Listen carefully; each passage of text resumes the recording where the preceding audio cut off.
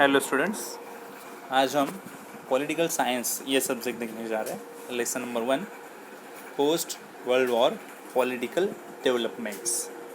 Let's revise. Concentrate students.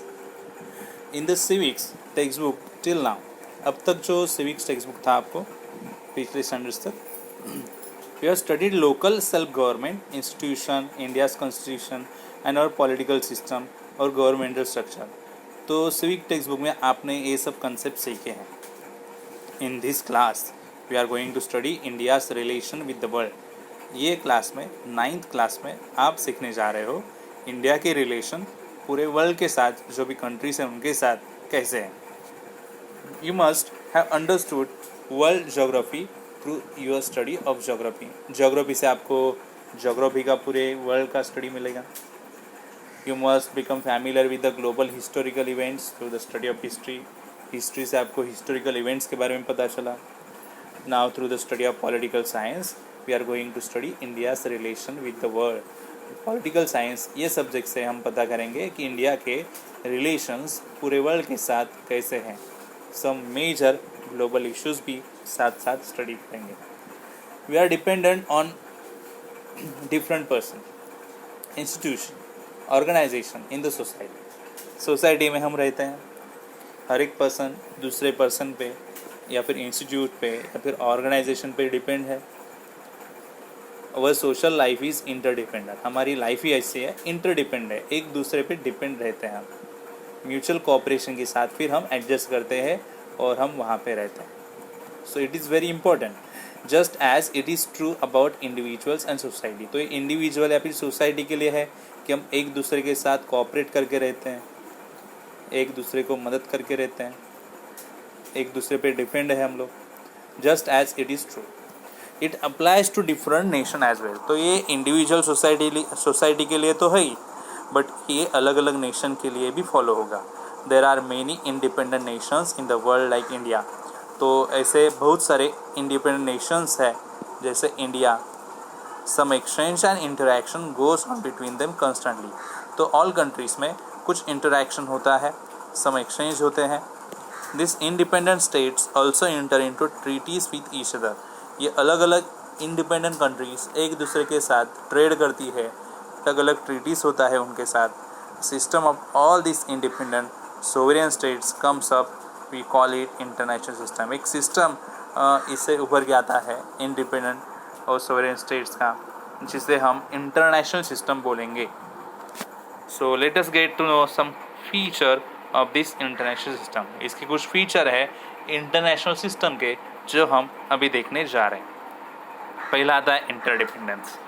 सो देखो interdependence क्या है concept. All the countries of the world are dependent on each other for one reason or the other. World में जितने भी countries हैं वो एक दूसरे पे डिपेंड है। कोई भी ऐसा कंट्री नहीं है जो पूरा का पूरा सेल्फ कंप्लीट है कि पूरे नीड्स को अपने आप में ही पूरा कर ले। तो कोई ना कोई ऐसी नीड होगी जो दूसरी कंट्री से कंप्लीट हो सकती है। तो दूसरे कंट्री पे डिपेंड रहना पड़ सकता है। बिग कंट्री हो, प्रॉस्पेरस कंट्री हो या डेवलप्ड कंट्री हो, उसे अदर कंट्रीज़ पे कोई ना कोई मामले में डिपेंड रहना ही पड़ता है। Even big nations have to depend upon other big और small nation. Thus interdependence is an important feature. इसीलिए इंटरडिपेंडेंस एक इम्पॉर्टेंट फीचर बन जाता है इंटरनेशनल सिस्टम का। ठीक है, अभी international relations through foreign policy. Every nation has policies about its internal dealings. हर एक नेशन की अलग अलग पॉलिसी होती है, किस तरह से वो डीलिंग करे, इंटरनल डीलिंग करे या फिर पूरे वर्ल्ड में जो नेशंस हैं उनके साथ डीलिंग कैसे करे। इसकी कुछ पॉलिसीज़ तो होगी। Yes, such policy is called foreign policy. ऐसे पॉलिसी को हम बोलते हैं foreign policy. We are going to study India's foreign policy in detail in the next chapter. India की फॉरेन पॉलिसी क्या है, कैसी है, ये हम नेक्स्ट चैप्टर में स्टडी करने वाले हैं। ये चैप्टर में नहीं, ये चैप्टर में हम अलग स्टडी करेंगे। Background. The world in which we live today has been shaped through many events and developments. तो आज जो हमारे सामने वर्ल्ड है, जो वर्ल्ड में हम अभी है, वो वर्ल्ड के हिस्ट्री अगर हम देखेंगे, पास्ट अगर देखेंगे, तो ऐसे बहुत सारे इवेंट्स हुए हैं, डेवलपमेंट्स हुए हैं। Hence, we need to go back to history in order to understand today's world. अगर आज का वर्ल्ड हमें समझ के लेना है तो पहले हिस्ट्री में जो इवेंट्स हुए हैं वो हमें पहले पता करने पड़ेंगे. This were the most important events. वो मोस्ट इम्पॉर्टेंट इवेंट्स थे वर्ल्ड के डेवलपमेंट में. In that century the world completely change because of them. वो इवेंट की वजह से वर्ल्ड पूरा का पूरा चेंज हुआ है जो आज आपके सामने वर्ल्ड है. So new current of thought emerge. Let us understand what else happened due to this world war. So देखते हैं. सो ये जो वर्ल्ड वॉर्स हुए उनकी वजह से क्या हुआ है ये हम जानेंगे यहाँ पे. First world war. The first world war was fought between 1914 and 1918. पहला वर्ल्ड वॉर जो था वो हुआ 1914 से लेके 1918 तक के पीरियड में. Major countries of Europe took part in it. So Europe की बहुत सारी कंट्रीज़ इसमें इन्वॉल्व थी. Europe had a very central place in the international और global system at that time. वो टाइम में इंटरनेशनल फिर ग्लोबल सिस्टम के वक्त यूरोप को बहुत बड़ा स्थान था. Very central place. The war cause a tremendous loss of life. But ये जो फर्स्ट वर्ल्ड वॉर हुआ उसकी वजह से बहुत सी लोगों की जानें गई. प्रॉपर्टी का नुकसान हुआ. Countries we join the war suffer tremendous economic losses. जो कंट्रीज़ वर्ल्ड वॉर में शामिल थी उनको बहुत सारा इकोनॉमिक लॉस हुआ. इवन द कंट्रीज जो ज्वाइन नहीं हुई थी उनको भी लॉस हुआ. वो भी इम्पैक्टेड हो गए वॉर की वजह से. Economies of the victorious as well as the losing countries collapse. जो जीत गए उनकी भी इकोनॉमिक सिचुएशन ख़राब हो गई. जो हार गए उनकी भी इकोनॉमिक सिचुएशन ख़राब हो गई. कौन से कंट्रीज इन्वॉल्व थे फर्स्ट वर्ल्ड में? एलियड पावर्स और अगेंस्ट थे सेंट्रल पावर्स. एलियड पावर्स में थे Britain, France, Russia, Italy, America. Central powers में थे Germany, Austria Hungary, Ottoman Empire, Bulgaria. At the end of the First World War, all the nations felt that such war should not happen again. जब first world war ख़त्म हुआ सब nation को ऐसे लगा कि ऐसे वॉर नहीं होने चाहिए. कुछ मेजर्स लेनी चाहिए लोगों ने, कंट्रीज़ ने, कि ऐसे वॉर ना हो. An international organization called the League of Nation was establish. इसीलिए इंटरनेशनल ऑर्गेनाइजेशन एक बनाई जिसे कहा गया League of Nations. It became an important platform to solve international disputes. जो कई इंटरनेशनल प्रॉब्लम्स होंगे वो सॉल्व करने के लिए ये एक प्लेस बन गया. The main responsibility of League of Nation was understood to be avoid war. League of Nation की मेन रिस्पॉन्सिबिलिटी ये थी कि समझ के लेना ताकि वॉर अवॉइड कर सकें. After the first world War major changes came about in Europe and outside Europe. First world War के बाद बहुत से बड़े बड़े चेंजेस यूरोप और यूरोप के बाहर हुए. For example earlier empires in Europe collapse and new nations came into being. तो पहले के जो एम्पायर्स थे वो कोलैप्स हो गए और नए nation create. Many European countries had their colonies in the continent of Africa and Asia. बहुत से ऐसे यूरोपियन कंट्रीज थे जिनके कॉलोनीज थे एशिया एंड अफ्रीका में.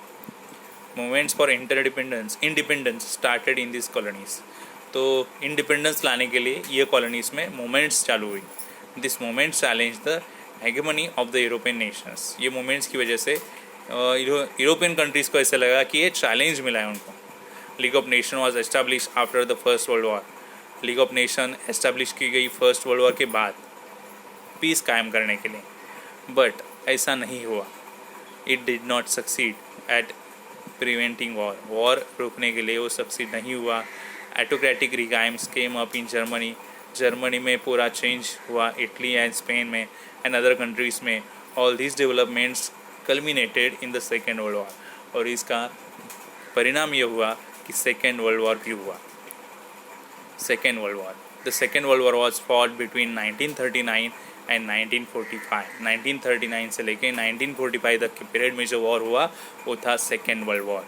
It prove to be far more destructive than first world war. ये first world war से ज़्यादा डिस्ट्रक्टिव था. So not only was it more wide spread compare to the first world war. ये ज़्यादा wide spread था, व्यापक था. But also more advance technology was employed. इतना ही नहीं, एडवांस टेक्नोलॉजी यूज़ की गई. अलग अलग कंट्रीज़ इसमें इन्वॉल्व थी सेकेंड वर्ल्ड वॉर में. एंड अगेन उन्हें इकोनॉमिक क्राइसिस के प्रॉब्लम को फेस करना पड़ा. कंट्रीज़ कौन सी इन्वॉल्व थी? Allied powers, Britain, France, Australia, Canada, New Zealand, India, Soviet Union, China, America. Axis powers थी Germany, Japan and Italy. America जो है इन्होंने बड़ा मेजर पार्ट प्ले किया सेकेंड वर्ल्ड वॉर में। It had manufacture nuclear weapon, उन्होंने nuclear weapons बनाए और वॉर एंड करने के लिए उन्होंने 2 न्यूक्लियर वेपन ड्रॉप किए जापान के हिरोशिमा एंड नागासाकी, ये 2 सिटीज़ में। हिरोशिमा में 6 अगस्त को और नागासाकी में 9 अगस्त को 1945 में उन्होंने 2 न्यूक्लियर बॉम्ब गिरा दिए। Second world war ended with the defeat of Germany in Europe में जर्मनी हारा एंड यहाँ पे एशिया में जापान हारा, तभी सेकेंड वर्ल्ड वॉर एंड हुआ। सो ऐसे बहुत से इवेंट्स में ये जो 2 वर्ल्ड वॉर हुए उनको बहुत बड़ा स्थान मिलता है हिस्ट्री में। देन जब भी सेकेंड वर्ल्ड वॉर एंड हुआ तभी उसके साथ बिगिन हुआ कोल्ड वॉर। 1945 से लेके 1991 इतना बड़ा पीरियड मिला है, लॉन्ग पीरियड मिला है जिसमें कोल्ड वॉर हुआ। Let us take stock of few changes in this period. तो चलो देखते हैं इनमें क्या चेंजेस थे।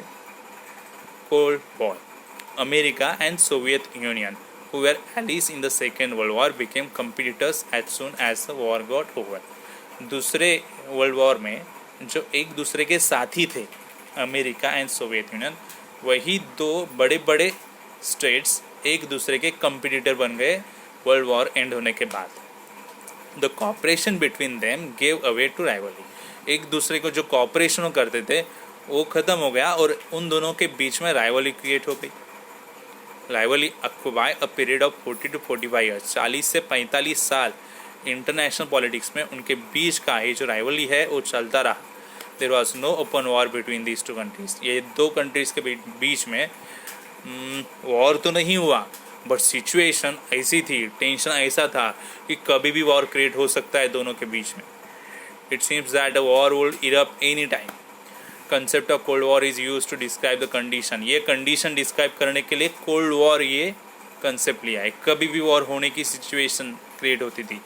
सो एक्चुअल वॉर नहीं हुआ बट सिचुएशन ऐसी क्रिएट हो गई, टेंशन ऐसे क्रिएट हो गया, ऐसे सर्कमस्टेंसेस क्रिएट हो गए। सो वो दोनों स्टेट्स रिस्पॉन्सिबल थे, दोनों कंट्रीज रिस्पॉन्सिबल थे ये वॉर के लिए। In this period America was already a super power. America पहले से ही सुपर पावर था। But Soviet Union also try to become a super power by making nuclear weapons. Soviet Union ने भी ट्राई किया सुपर पावर बनने के लिए, उन्होंने न्यूक्लियर वेपन्स भी बनाए, मिलिट्री बढ़ाई, struggle for power, arm race, different ideologies, attitude of checkmating each other by strategies. अलग अलग की उनमें कंपटीशन हुआ अमेरिका और सोवियत यूनियन में, पावर के लिए स्ट्रगल करना, आर्म रेस बढ़ाना, डिफरेंट आइडियोलॉजीज लाना, चेकमेट करना एक दूसरे को, अलग अलग स्ट्रैटेजी यूज़ करना, काउंटर स्ट्रैटेजी यूज़ करना। इसकी वजह से कोल्ड वॉर उनमें चलता रहा, सिचुएशन टेंशंस ऐसे बढ़ते रहे। Effects of the cold war, creation of military organisation. During the cold war both the super power created military organisation. Cold war के पीरियड में दोनों सुपर पावर्स ने मिलिट्री ऑर्गेनाइजेशन क्रिएट की। The respective super powers took up the responsibility of the security of the countries joining the military organization led by them। so उन्होंने अलग अलग security military organisation बनाई। तो NATO, North Atlantic Treaty Organisation, ये military organisation बनाया America ने dominance करने के लिए, और वार्सा पैक्ट बनाया मिलिट्री ऑर्गेनाइजेशन सोवियत यूनियन ने। अभी next concept bipolarisation. During the Cold War, most countries of the world joined either of the 2 superpowers bloc। तो बायपोलराइजेशन ये कंसेप्ट में क्या दिया है, जब भी 2 सुपर पावर्स थी तो अदर कंट्रीज़ में से कुछ कंट्रीज़ अमेरिका को सपोर्ट करने लगी, कुछ कंट्रीज़ सोवियत यूनियन को सपोर्ट करने लगी। इस वजह से वर्ल्ड के 2 पार्ट हो गए। सो 2 ग्रुप्स हो गए, 2 डिविजन्स हो गई। ये 2 डिविजन्स या फिर ये 2 ग्रुप्स जो हैं उन्हें ही बायपोलराइजेशन कहा गया है। The scope of the cold war increase due to this. इसकी वजह से कोल्ड वॉर और बढ़ता गया। The sphere of tension speed, और टेंशन और ज़्यादा होते गए। डू यू नो, ये जो पार्ट है आप ये रीड करोगे और मुझे कुछ डाउट रहेगा तो आप पूछ सकते हो। Arms race, the super power started producing arms on a large scale to outsmart each other. तो सुपर पावर्स ने स्टार्ट किया आर्म्स, ज़्यादा से ज़्यादा आर्म्स बनाएंगे मतलब हथियार बनाएंगे। They started a rivalry to make more and more destructive weapons. उनकी राइवली चालू हो गई, ज़्यादा से ज़्यादा डिस्ट्रक्टिव वेपन्स कौन बनाए, to acquire the technology require for the same, और उसके लिए टेक्नोलॉजी ज़्यादा से ज़्यादा अच्छी कौन बनाएगा, कौन यूज़ करेगा। बट साथ ही साथ उनको ये भी पता चला कि ये जो आर्म रेस है, वेपन्स रेस है, ये इंडेंजर्ड है इंटरनेशनल पीस के लिए। तो इन्होंने ये भी इफ़र्ट्स किए कि आर्म्स कंट्रोल किए जाए, डिसआर्मामेंट रखा जाए। सो ये पीरियड में ये भी हुआ है, आर्म रेस भी हुई और डिसआर्मामेंट भी हुआ। So creation of regional organisation, developing nation created regional organisation at the regional level in order to ensure mutual cooperation in the context of the super power rivalry। इन दोनों super powers में जो rivalry हो रही थी उससे बीच में कभी भी वॉर हो सकता था, इसलिए डेवलपिंग नेशंस ने क्या किया, रीजनल ऑर्गेनाइजेशन क्रिएट किया रीजनल लेवल पे, और एक दूसरे का म्यूचुअल कोऑपरेशन करके उन्होंने सुपर पावर से खुद को दूर रखा। They felt that economic development was more important. उनको ऐसे फील हुआ कि इकोनॉमिक डेवलपमेंट होना ज़रूरी है। European countries came together and form the European Economic Community. इससे यूरोपियन कंट्रीज़ एक साथ आई और उन्हें European Community, Economic Community create की। जैसे साउथ ईस्ट एशियन कंट्रीज़ भी एक साथ आई, Singapore, Thailand, Malaysia, Indonesia, Philippines. उन्होंने एस्टेब्लिश किया organisation South East Asian nation, ASEAN कहा गया है। So non alignment in the period of cold war का पीरियड में the world was becoming bipolar. World bipolar हो रहा था, मतलब आधे कंट्रीज़ अमेरिका को सपोर्ट कर रहे थे, आधे कंट्रीज़ सोवियत यूनियन को सपोर्ट कर रहे थे। बट ऐसे भी कुछ कंट्रीज़ थे जो किसी को भी ज्वाइन करना नहीं चाहते थे, वो सेपरेट रहना चाहते थे, which did not want to join the super power rivalry. Such nations decide to stay out of the cold war. ऐसे कंट्रीज़ ने सोचा कि एक कोल्ड वॉर से हम बाहर ही रहे तो अच्छा है। ऐसी जो पॉलिसी एक्सेप्ट की गई, ये पॉलिसी को नॉन अलाइनमेंट कहा जाता है। Non alignment was an important moment during the cold war. Non alignment ये इम्पॉर्टेंट मोमेंट है कोल्ड वॉर के पीरियड में। Non alignment moment, the Asian and African countries which became independent after the second world war. जिस second world War के बाद जो countries को independence मिला, वो कंट्रीज़ ने ये नॉन अलाइनमेंट आइडिया को सपोर्ट किया। This movement started from 1961 under the leadership of India's prime minister. India के प्राइम मिनिस्टर पंडित जवाहरलाल नेहरू के लीडरशिप में ये मूवमेंट चालू हुई इंडिया में। यूगोस्लाविया में मार्शल टीटो के अंडर चालू हुआ। President of Egypt Gamal Abdel Nasser, president of Indonesia doctor Sukarno and prime minister of Ghana doctor Kwame Nkrumah. So आगे देखते हैं evolution of the non alignment movement. The non alignment movement has oppose colonialism, imperialism and racism. It has encouraged the resolution of international disputes by peaceful means. उन्होंने encourage किया ऐसा resolution लाने के लिए कि इंटरनेशनल डिस्प्यूट पीसफुल मैनर से solve किए जाए। India lead this movement under the guidance of Pandit Jawaharlal Nehru. India ने ऐसी मूवमेंट्स लाई जिसके लिए गाइडेंस करने के लिए थे Pandit Jawaharlal Nehru. India continue to actively support the movement afterward as well. India ने बाद में भी एक्टिवली सपोर्ट किया। Even after the end of the cold war the importance of the movement was not reduce. Movement cold war end होने के बाद भी रुकी नहीं, चलती रही क्योंकि उसका इम्पोर्टेंस ज़्यादा था। Non alignment movement is based on internal principle of humanism, क्योंकि non alignment movement based on थी इंटरनल प्रिंसिपल ऑफ ह्यूमनिज्म पे, ग्लोबल पीस के लिए और इक्वलिटी के लिए। It has inspire the less develop countries to come together. ये inspire करती थी वो लेस डेवलप कंट्रीज़ को जो एक साथ आके अपना प्रोग्रेस कर सकती हैं। It has encourage the resolution of international dispute by peaceful means while taking a firm stand on disarmament, fostering human rights. The non aligned movement put for the problems of poor. जैसे decisions लिए गए डिसआर्मामेंट करने का, human rights foster करने का, वैसे ही non aligned movement ने क्या किया, प्रॉब्लम्स ऑफ पुअर्स के प्रॉब्लम्स सामने रखे, अनडेवलप्ड कंट्रीज़ के। This movement made a demand of new international economic order. उन्होंने डिमांड किया कि नया इंटरनेशनल इकोनॉमिक ऑर्डर बनाया जाए। Summarizing briefly, the significance of the non-aligned movement has not reduced even the Cold War is over. तो non alignment movement जो है cold war end होने के बाद में भी नॉन अलाइनमेंट मूवमेंट रुकी नहीं. It inspire the less developed countries. जो लेस डेवलप्ड कंट्री थी उनको इंस्पायर किया गया ये मूवमेंट की वजह से. It brought several new streams of economic and social changes. इसकी वजह से अलग अलग नए इकोनॉमिक स्ट्रीम्स में चेंजेस आ गए, सोशल चेंजेस आ गए, इंटरनेशनल पॉलिटिक्स में चेंजेस आ गए. It gave this countries the confidence to assert themself with self respect in international politics.